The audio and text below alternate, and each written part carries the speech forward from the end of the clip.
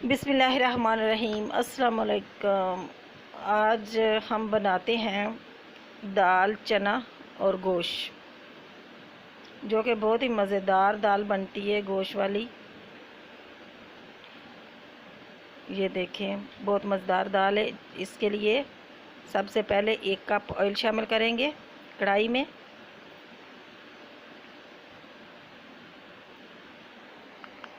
जब ऑयल गर्म हो जाए तो मीडियम साइज़ का प्याज इसमें बारीक बारीक काट के वो शामिल करेंगे। प्याज को ब्राउन होने तक फ्राई करेंगे,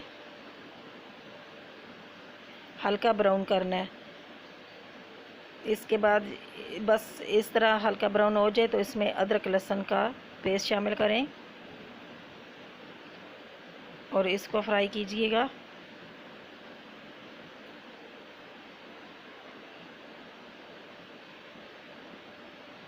इसके बाद इसमें टमाटर शामिल करेंगे। एक बड़े साइज़ का टमाटर वो काटा हुआ है और 2-3 हरी मिर्च ये कूटी हुई थी, ये शामिल करेंगे और इसको अच्छे तरीके से इसका मसाला भूनेंगे।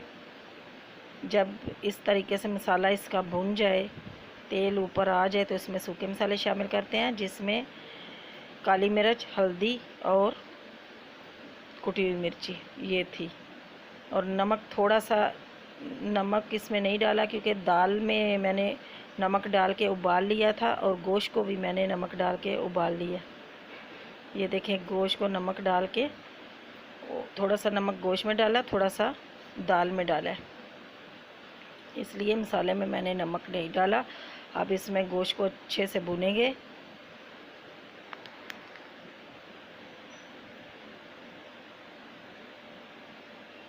जब इस तरह गोश्त अपना तेल छोड़ जाए, अच्छे से भुन जाए, तो उसमें उबली हुई दाल शामिल करेंगे। दाल में भी थोड़ा सा नमक डाला है, इसलिए आप नमक चख लीजिएगा। आप अपने हस्बे ज़रूरत नमक इसमें डालिएगा। इसको थोड़ा सा हिला के अब इसको थोड़ा ढक के पका लेंगे 2 से 3 मिनट के लिए, ताकि इसका पानी भी खुश्क हो जाए।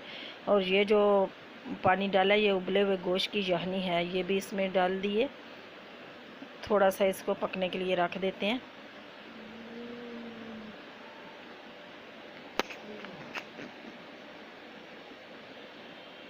ये देखें, इस कंडीशन में आ गया। अब इसमें गरम मसाला और काली मिर्च ये शामिल करेंगे